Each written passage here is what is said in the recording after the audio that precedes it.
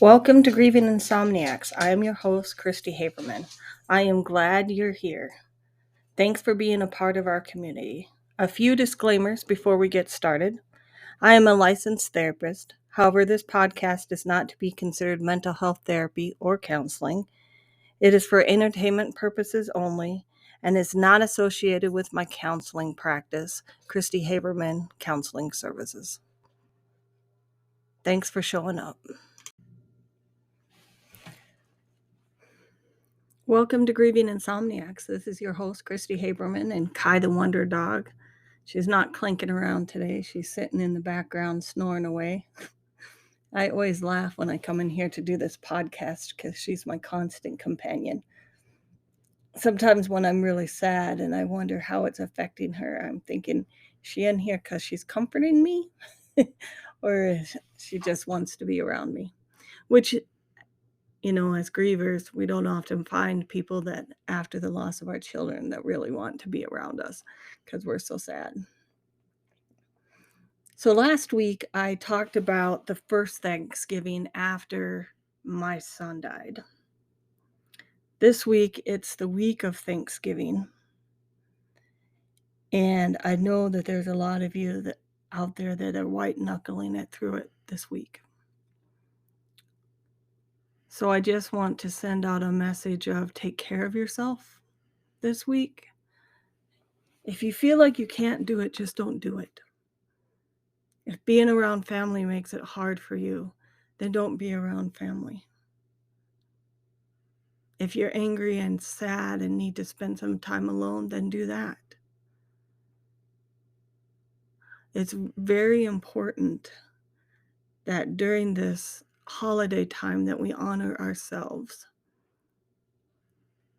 that we honor how we feel, and we honor what our body tells us to do. And so many times, we live in a society where we're told to buck up, get over it, and that just doesn't work with grief. It just doesn't. You can buck up and you can get through it. I don't know if you can get through it. You're still going to be sad. And you're going to be irritable. Somebody's going to rub you the wrong way and you're going to say something that you will regret. And it's just better that you take care of yourself. So an interesting thing happened to me after I did the podcast. So I've been browsing Instagram and Facebook and talking to different people about grief. And I've been seeing a lot of posts about people that say they don't have signs from their deceased loved ones. And I was thinking about that, and I was thinking about how signs from Christopher really helped me with my grief. And I was trying to decide, how did I get to this point? And honestly, I think there's several things getting in the way if you don't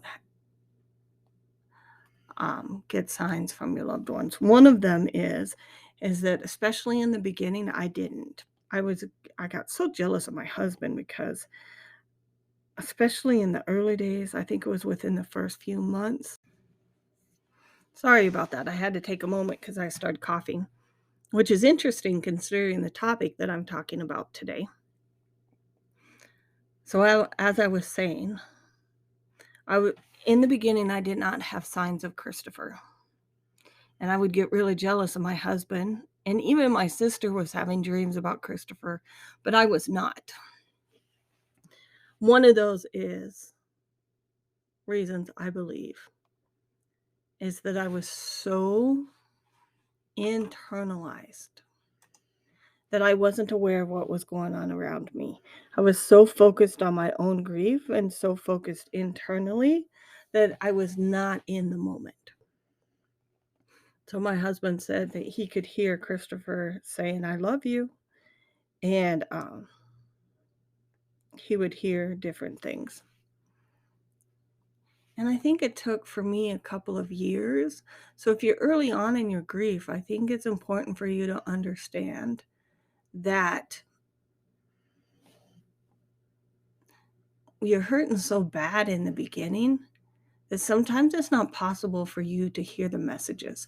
So it's not necessarily that they're not giving them to you. It might be that you are not in a place mentally where you can hear them. The other thing that got in my way was this fear. So I am a mental health counselor.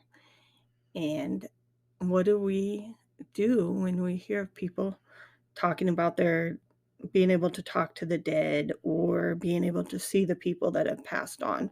There was for a long time that I did not talk about the fact that I saw Christopher standing in my garage one day. It was like he was looking at me through an open door, and it was all gold in the back of him. Just like there's somewhere I heard that heaven is paved with cobblestones of gold. It was just like that. And I didn't talk about it because I was afraid that people would think I was crazy. So that's another thing that I think gets in the way of people being able to have signs from their deceased loved ones, is this belief system that if you do, you're crazy in some way or you're mentally ill in some way. And I will not lie, I am very careful about who I talk about being able to see Christopher pop into my mind's eye, or believing that Christopher is talking to me through the music, because said in the wrong circles and said to the wrong people, you most definitely would get that label of being mentally ill. Even though for me it's a very necessary part of breathing and surviving this loss, is the belief that I'm able to do that. And the other thing that I think gets in the way of people believing in the signs from a deceased loved one is the belief system. So there is this disbelief in Christianity that spirits can talk to you. So if you're a deeply religious person, it might be hard for you to accept that there actually are signs. Or if you're a person that doesn't have a spiritual belief system at all, it might be very difficult for you. And that can interfere, because if you don't believe it's possible, then it's not possible. You have to believe that it's possible.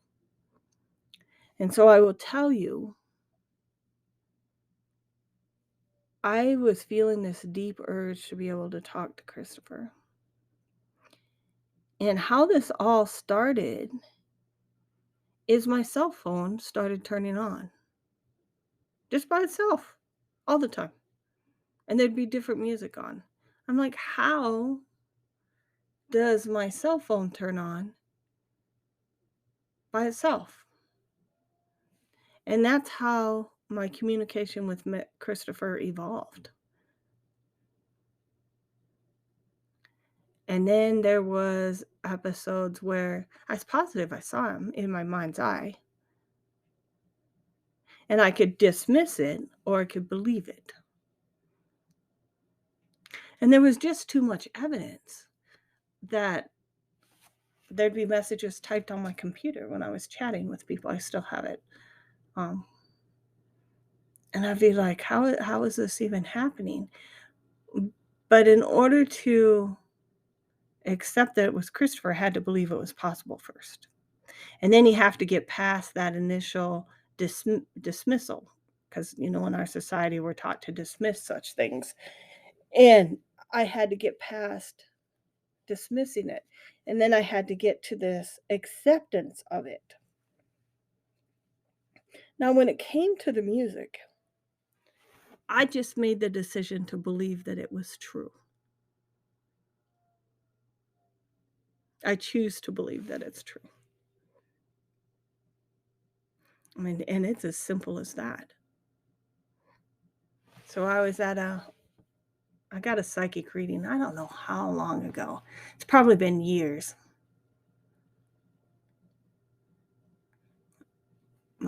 Maybe within a couple of years after Christopher died. So we're talking 8 years ago, 9 years ago.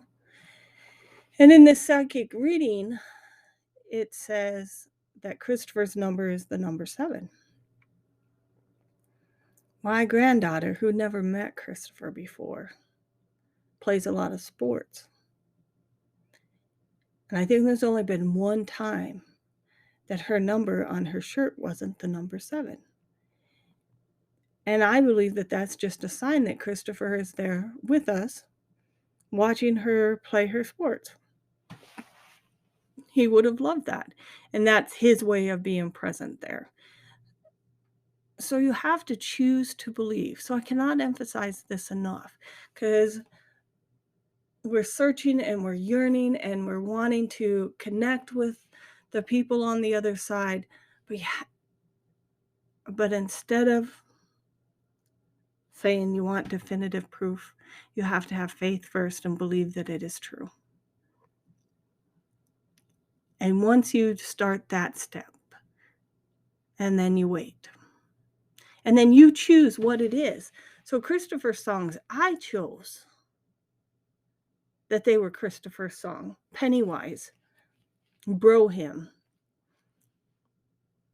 My son and his friends blew up our garage with that song, Pennywise. Now, I am not a Pennywise fan. Besides that song, I don't listen to Pennywise. I don't listen to radio stations that have Pennywise on them. But I will be listening to Pandora, and here comes Pennywise, Bro Him. And I know without a doubt that that is Christopher, because that song blew up our garage. So now, when I hear Pennywise, I'll hear Pennywise. One year I heard Pennywise on New Year's Eve at a hockey game. And I just knew it was Christopher saying, Happy New Year, Mom. So I have so many songs like that. Adele, Hello. I choose to believe that's Christopher. There's a couple other ones. I can't think of the one that really reminds me. I played it at his funeral. And my husband, there's an Elvis Presley song that plays every Christmas, and he's alone in the car, and that song plays for him, and he knows that that is Christopher saying Merry Christmas. And it always happens when he's alone. I mean, he'll be driving in the car. This has happened to me also, but he'll be driving in the car, and the radio station literally changes to the song that he hears every Christmas. So instead of dismissing these things as coincidences, you have to believe that that's what they are, that it's your loved one reaching out to you, which makes it kind of comforting. And so I find comfort in that. Unexpectedly finding a note from him when he was a kid. That's not an accident. It's not a coincidence. That's him reaching out.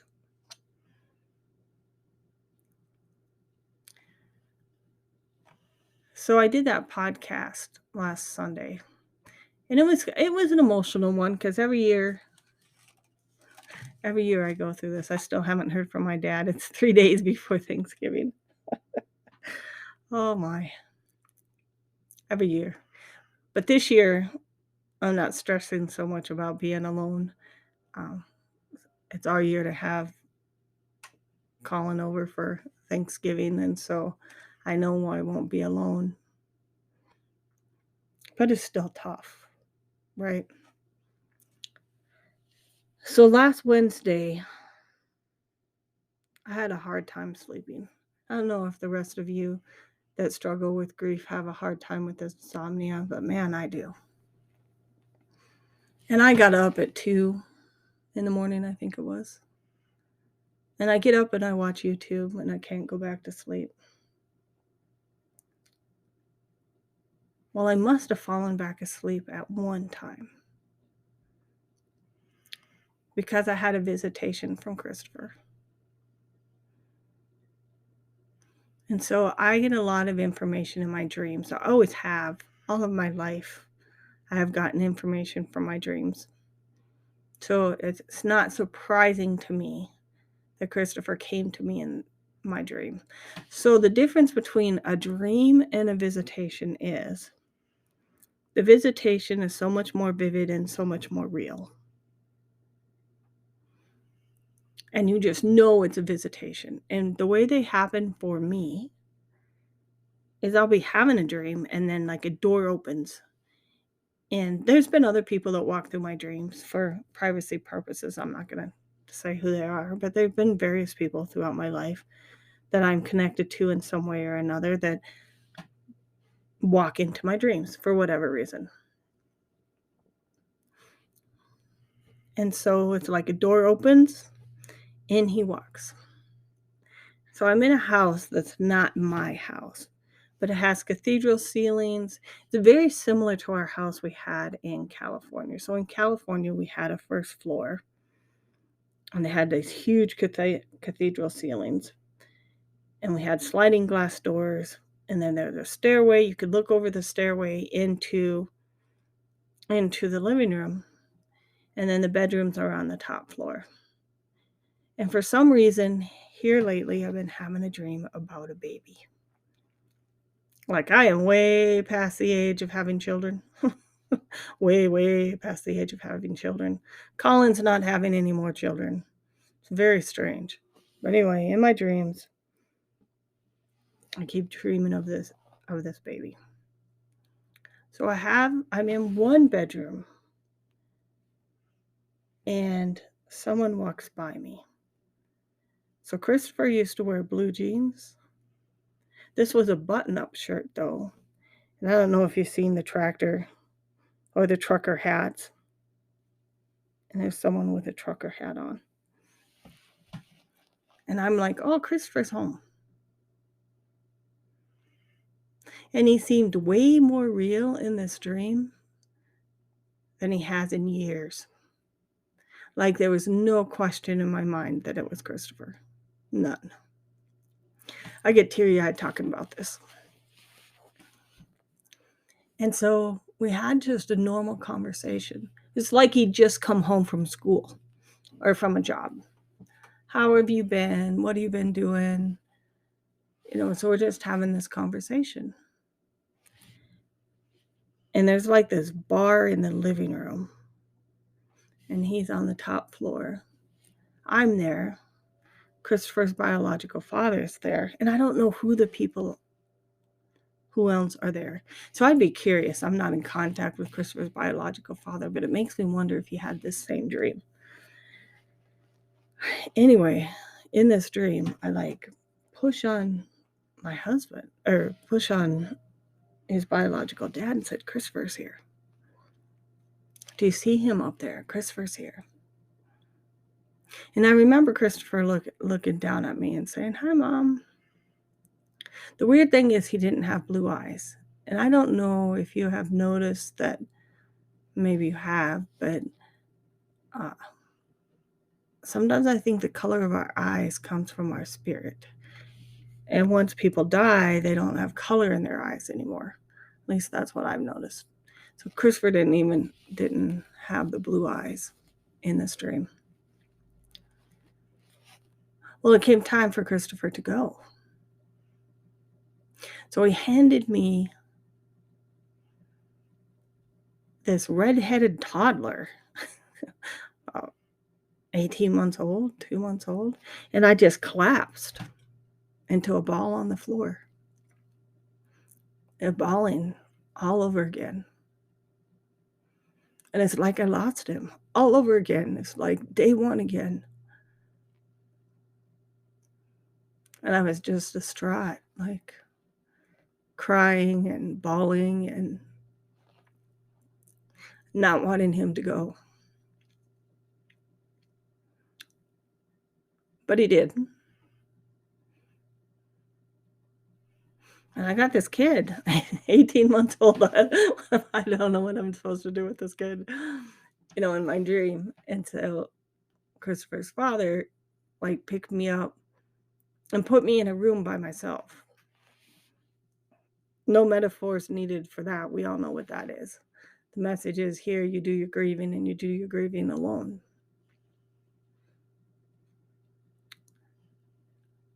And then almost immediately I woke up. And it was like that first day all over again. There's like that shock. that disbelief. And my mind was just messed up. And there was a snowstorm that day, luckily. And I was just like, I just can't mentally do this. I'd have to, there was no travel advised because the weather was so bad. But if I had gone into work, I'd have to focus on my driving. Then when I got to work, I'd have to focus on my work. And emotionally, I just was not there. So I stayed home. And what always happens with me is that I always express my grief and my sadness physically, so I didn't feel well. And I had a headache. And then the next day, I go to work. But I don't work with people that are the kind of people that I can share this kind of stuff with. They're not friends. They're not enemies, but they're not friends. And there was really no one I could really share it with because I didn't really know what I was feeling. But over the days that have passed since then, I keep going to that moment where I collapsed on the floor. Now, keep in mind, this happened in my dream.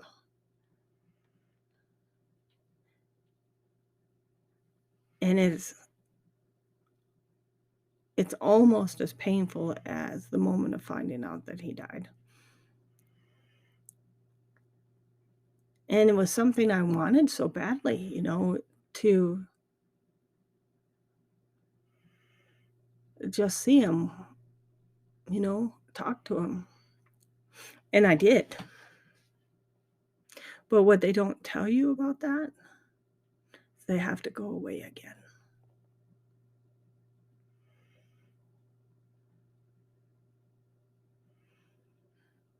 And it was the going away again that makes me wonder if it was worth it.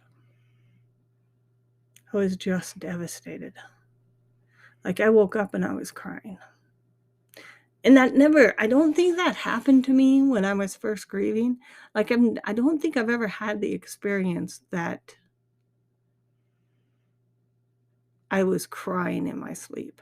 But man, when I woke up, my face is wet. Like I was really crying. And I thought, how strange. How strange. And so what I would say about wanting to have signs is be careful what you ask for. That's the message that came back to me, was be careful what you ask for.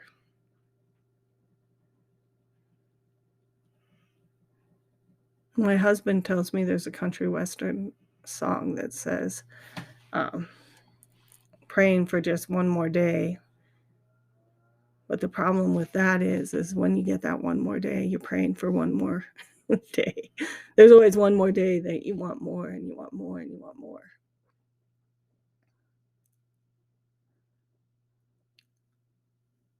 And so I think about it.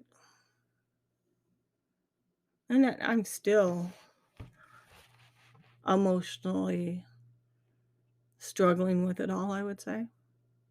But this is grief, right? If we get triggered, we have to manage it. It's funny, I work in the mental health field with different people and non-mental health people, and I've had people say, well, what are they going to do? Are they going to spend the rest of their life triggered? And I'm thinking to myself, yes, we will spend the rest of our life triggered. And we will spend the rest of our life learning how to manage this. And for some like me, it'll be, okay, this is the day I can't do it. And I'm going to stay home. Because I mentally just can't do it. And I'll know that when I'm irritable and I'm crabby and I'm in my head, that I have to give grace to the people around me and not take it out on them because of those things. That's how we'll learn to manage. So when it talks about signs, and having them come back and do their dream visitations, be careful what you ask for. Because it was nice to see him, yes. It was. But it was also so damn painful. So painful. And I do remember asking him why he came back. And he said they let him come back because he forgot to do something.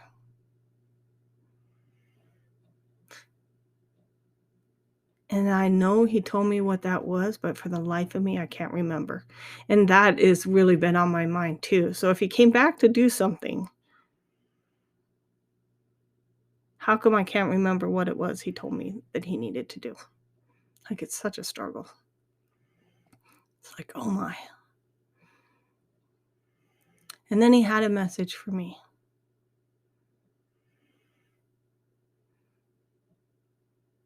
And I swear it was to take the train. I'm like, we don't have any trains in South Dakota. But I do know that the next day was a blizzard. And maybe he was telling me not to drive. Just maybe. Which is another reason why I stayed home. Because if he came back to give me a message to keep myself safe and to keep me off the roads in the middle of a blizzard, then I need to pay attention. And so I did.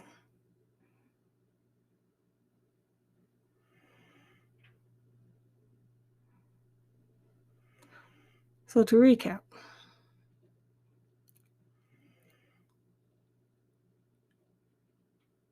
signs are nice.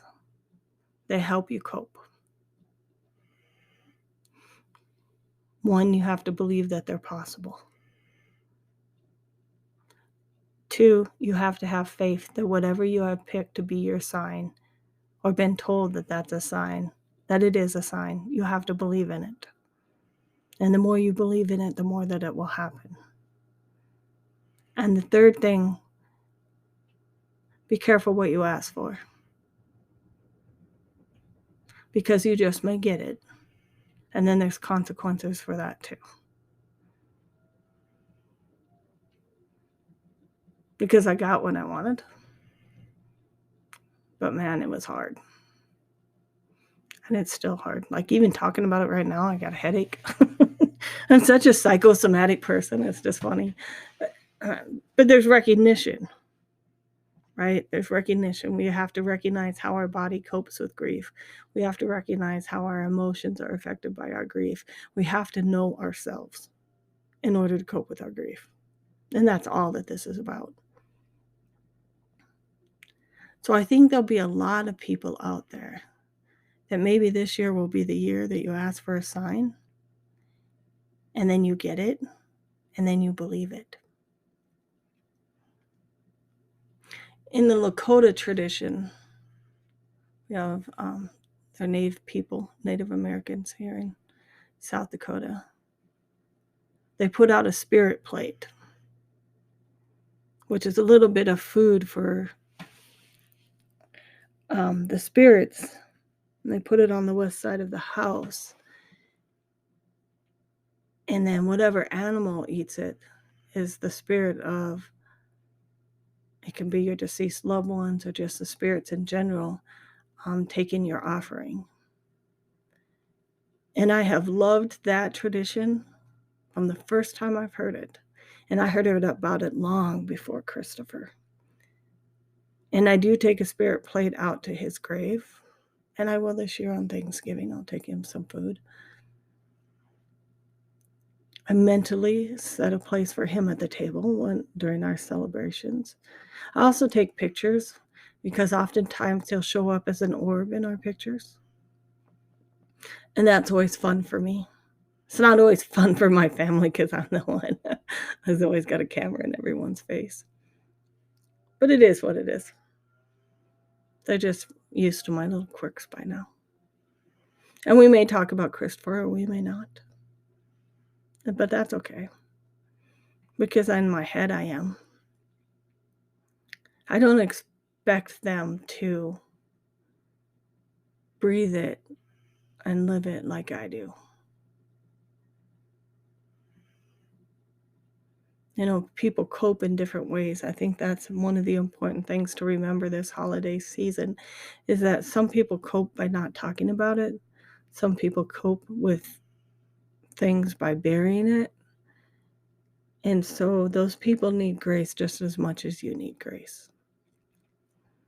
But don't allow their inability to feel your pain to get in the way of you. Because just like they don't have to listen to you, you don't have to shut up to make them comfortable. Just remember that.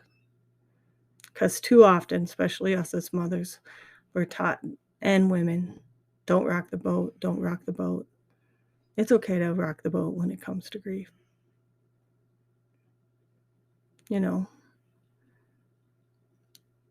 And I don't think it's that I hide my grief so much, but my grief has become much more silent, which has made me much more silent. I know that my grief has also made me less tolerant, but that's okay too.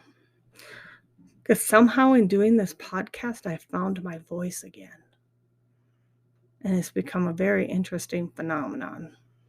So for all of you that listen to me and tune in to my stories each week, you have no idea how much I appreciate it. I love hearing from you. If you would like to tell your stories, if there's some part of your grief process that you think other people could learn from, that you want to share, that you found was particularly helpful, if you just want the opportunity to tell your story, reach out to me. What I do is have a Zoom meeting with you. We'll record it.